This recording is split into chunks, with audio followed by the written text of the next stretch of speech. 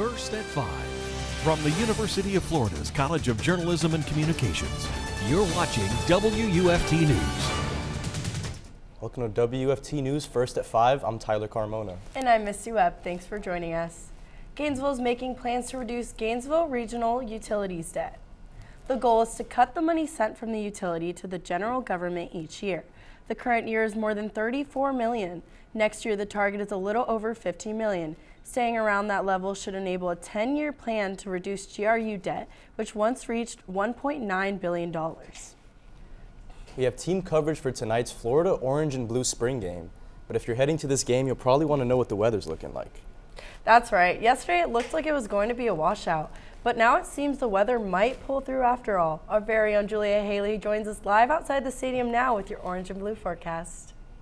Tyler, Misty, I'm currently standing outside of the Ben Hill Griffin Stadium where fans are dressed up in their best orange and blue ready for the game. Now, we saw some showers this afternoon, but we are seeing sunny skies for this evening. Some clouds and wind helping cool us down this evening as well, and cooling down into the mid-60s. A perfect evening for the orange and blue game. Reporting live outside of the Ben Hill Griffin Stadium in all kinds of weather, Julia Haley, WUFT News. Thanks, Julia. Orange and blue, the only two colors on Gators fans' minds today. Florida's football team is not the only one suiting up for the event. That's right. Fans and businesses in town are preparing for the coveted return of Gator game days. WFT's Elena Barrera joins us live from the swamp. Tell us what the atmosphere is like out there. Yes, I'm standing outside of Ben Hill Griffin Stadium just hours before kickoff. Fans are bursting at the seams to get their first look at the team since last fall. Anticipation has been building, and I spent the morning talking with business owners and fans about what they're most excited for the return of Gator football. Who are you rooting for, orange or blue? Both. We're in for blue today. I'm going orange today. Spring football is here. Bets are in. Fans are ready for a taste of what to expect in the fall. It's two things that I'm hoping to see today and hope to see through the year. I really hope we have a good quarterback, and I'm anxious to see the defense. Riccardi is passionate about Gators football. As a member of the quarterback club, he analyzes the team weekly with fellow enthusiasts. Billy Napier said that the defense is going to be very different than it was. Last year we got a new defensive coordinator who's very aggressive. Final preparations for today's game are in full swing here in Gainesville. Everything from tailgate menus to last-minute Gator gear purchases. I came here to buy a couple of ponchos for because to prepare for the weather. Hopefully I won't need them, but it's kind of an insurance policy, you know? If I don't have them, it'll rain. If I have them, it might not rain. There's the UF Quarterback Club is having a tailgate party before the game, so we'll be going there. We're going over with friends at about 4:30 or 5 o'clock. With football on the horizon, businesses are also starting to get back into the groove of game day. Nothing too crazy, just an extra, staff to deal with the little bit bigger crowd on game day for Orange and Blue. Gear is important, but game days aren't complete without a proper tailgate. For the spring game, we definitely pull a lot of fans from our local area. There's about like 30,000 to 40,000 fans that show up to the spring game, but we're going to have around 5,000 to 10,000 fans that show up to Fan Fest. And fans get to watch all the action from the swamp. Yes, kickoff is set for 7:30 tonight, but fans like this one are already ready for the game. Reporting live from the swamp, Elena Barrera, WUFT News. For more about the team and tonight's game, we're joined by WFT's Bradley Shimel, who's also in the field. Bradley, what can you tell us? That's right, guys. It is game day here at the Swamp. Florida football is back. It's the orange and blue game tonight. They're wrapping up spring ball, and the fans are riled up. You can see behind me as the Gator Walk is going on. Joined alongside a fan now. His name is Landon. Landon, what are you looking forward to tonight? Really looking forward to seeing how the offensive lines play on both the orange team and the blue team. Really want to look at the defensive line as well. Hoping to see some really good chemistry between all the quarterbacks and the wide receivers, especially those new guys, Andy Jean and Aiden Mizell. Super excited about that. And who do you think needs to perform well tonight? I really think it's going to have to be Graham Mertz, our quarterback. I want to see him make really good connections with the wide receivers. Not really worried about our running backs. We got a great stable of backs back there, but let's see what the offensive lines and defensive lines can do today.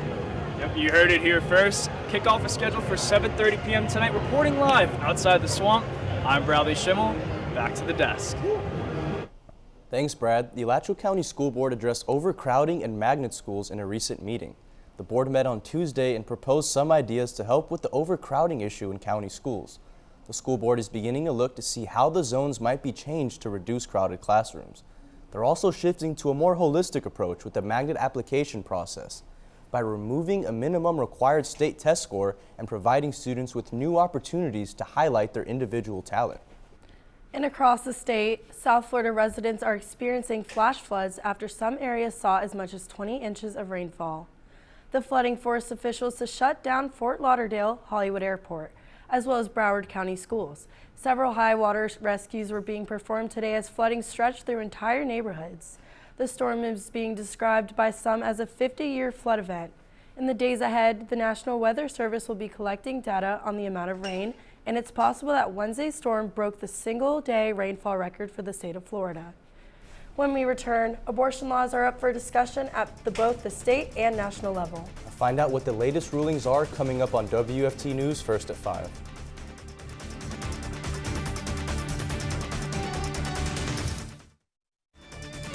You're watching WUFT TV News.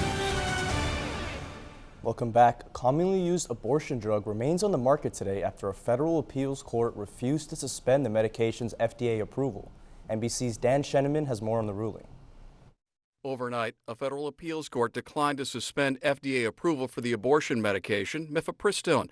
But while the drug will stay on the market, the appeals court left restrictions in place that prevent patients from receiving it by mail. While mifepristone's approval remains intact, this ruling, as you said, really limits the way it can be administered. It puts in peril the FDA approval of the generic form of the drug, and it also could limit the amount of time that women can have access to it, up to 7 weeks of pregnancy instead of 10. This latest decision blocks a ruling by a district judge in Texas that suspended FDA approval for the drug, which dates back to 2000. Critics of the medication call it dangerous, and in approving the drug, the FDA failed to protect women's health. This is a significant victory for the doctors and medical associations we represent, and more importantly, the health and safety of women and girls. The White House insists the issue is far from over. We are going to continue to fight in the courts. We believe that the law is on our side, and we will prevail. Attorney General Merrick Garland vows the Justice Department will appeal to the Supreme Court, seeking action before the ruling takes effect on Saturday. Dan Sheneman, NBC News. And closer to home today, the Florida House approved a new abortion law that would tighten the ban from the pending 15-week limit to a 6-week limit. Lawmakers seem to dig in on their expected positions. This feels like deja vu. We had this same fight over the 15-week ban. It seems like just a year ago, and now here we are again. Have all members voted? House members shared very personal stories during many hours of the debate. In the end, the bill passed 70-40. If the Senate approves and the governor signs the bill, it would still not take effect unless the Florida Supreme Court approves the contested 15-week ban. Protesters gathered as the state went through with its second execution this year. Louis Gaskin received the lethal injection yesterday evening at 6:15 p.m. He was dubbed the Ninja Killer for wearing all black during the double murder of a Flagler couple in 1989.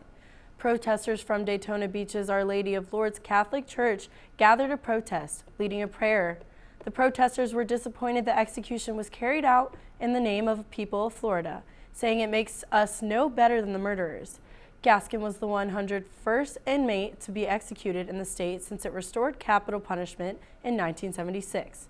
The next Floridian to face the death penalty will be Daryl Barwick, a convicted murderer who is scheduled to be executed on May 3rd. A suspect has been arrested as new details emerge about one of the largest leaks of classified U.S. intelligence in years. NBC's Alice Barr reports from Washington.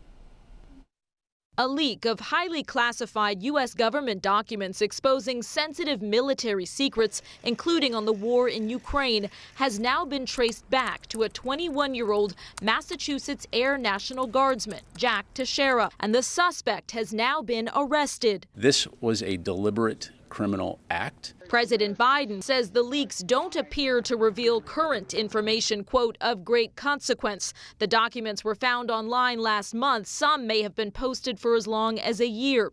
They reveal details of U.S. spying on Russia's war efforts in Ukraine, along with secret assessments of Ukraine's combat power and intelligence gathering on some U.S. allies, including South Korea and Israel. How that this type of information could be out and not be found is inexcusable. The Washington Post, in details that NBC News has not independently verified, says it interviewed two people, one of whom is a minor, granted anonymity by the Post, that they're members of a private community on Discord, a social media platform popular with video gamers, and that the leaker began posting messages to a chat room there that appeared to transcribe classified information. The leaks raise serious questions about how a young guardsman could have had access to such sensitive information. The Pentagon and the Department of Justice are investigating. In Washington, Alice Barr, NBC News. The last few weeks we've been covering the severe weather, devastating so many communities. That's right, I agree, but these past few weeks it's hit close to home because our Florida communities have been devastated. That's why Daniella Rudolph is here to provide us with some more insight on that. That's right, our hearts really go out to those communities that have been affected, but definitely stay with me to see what's happening here in North Central Florida in the coming days.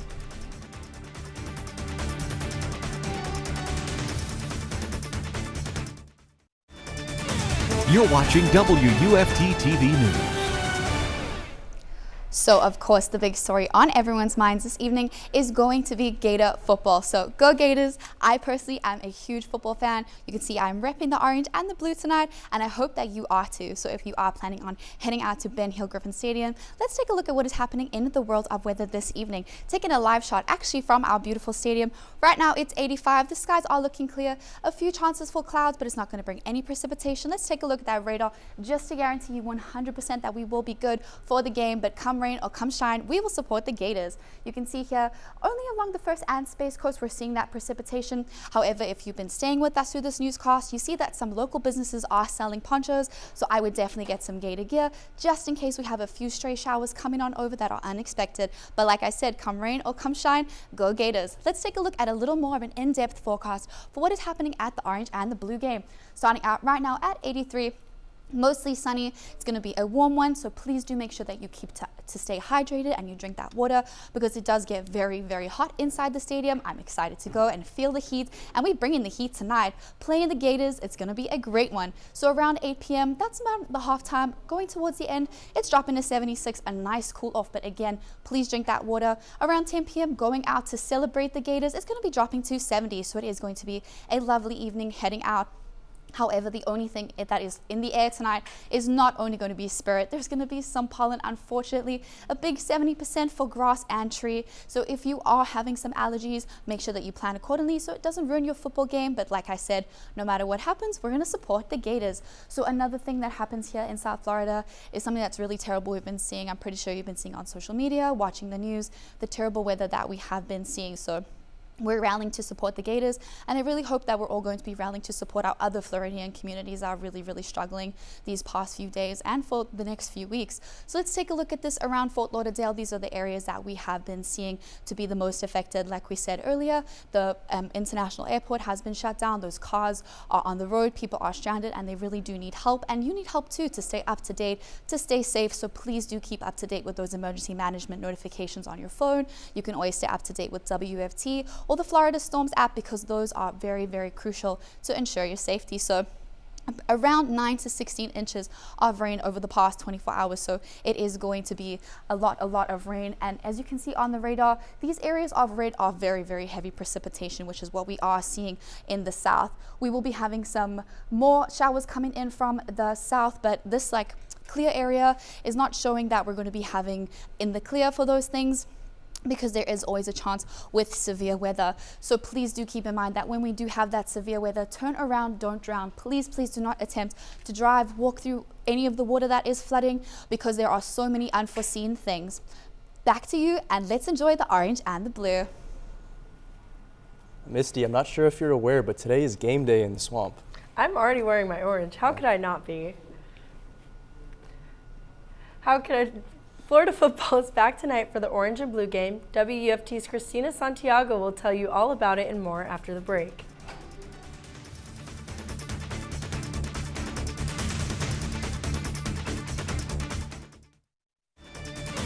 You're watching WUFT-TV News.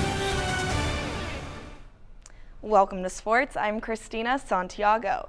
Florida football is back in action tonight with the Gators set to play in the Orange and Blue game. Tonight, the Gators will take part in an inter-squad scrimmage to conclude their spring football training camp. Players will be divided into two teams, with most of the offensive starter on the Orange team and the defensive starters on the Blue team. The game will have a running clock except for the final 4 minutes of each quarter. Kickoff for tonight's game is scheduled for 7:30 p.m. While lots of attention will be on tonight's football game, it is also a massive night for Florida gymnastics. The Gators are competing in the NCAA Championship semifinal. The team struggled a little bit on the balance beam, but otherwise was strong. Trinity Thomas competed on both bars and vault. The competition just wrapped up with LSU and Florida advancing to the final. Gators softball defeated North Florida 6-1 yesterday, and it felt like watching Taylor Swift perform because it was a hit after hit after hit. Florida knocked in 6 runs on 11 hits while holding UNF to only 1 run on 4 hits. 8 Gators recorded a hit, while 3 of them had multi-hit games. This is the 16th game this season in which the Gators have recorded 10 or more hits. Florida has won 3 of their last 4, and they'll look to take home another win when they host Georgia tomorrow night. And speaking of Florida versus Georgia, just across the street, Florida baseball will host the Bulldogs tomorrow night. The number 3 ranked Gators will begin a 3-game series this weekend against their SEC foes. They have come in having won 6 of their last 7 games, most recently defeating FSU in a comeback thriller. First pitch is scheduled for 7 p.m. Kickoff is soon for the Orange and Blue game, but we're kicking off the weekend feel with tomorrow being Friday. Daniella, touch us down into the weekend vibes. Right now, those temperatures are in the 80s, but it is going to be dropping a little later on in the week. Take a look at that weekend. I know that I am so excited that it's finally the weekend and I can take a little break. And what a better way to have it with the Orange and Blue game tonight to kick us off. Starting out the week, today and tomorrow in those mid-80s, peaking on Saturday, 86. But look at that, a 70% chance for those thunderstorms on Sunday. So if you are planning some fun weekend activities outside, I do suggest doing it on Saturday. But dipping into 77 on Monday, peaking in those mid to high 80s for the remainder of the week. That's it. Back to you.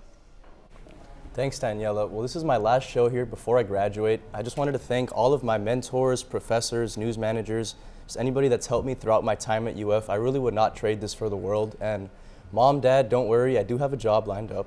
I think I speak for everyone in the newsroom when I say we're so proud of you, and it has been such an honor to work with you. Thank you so much. We have BBC World News coming up next, and the PBS NewsHour comes up at 7. But your Florida news is always on at WUFT.org. Have a good night.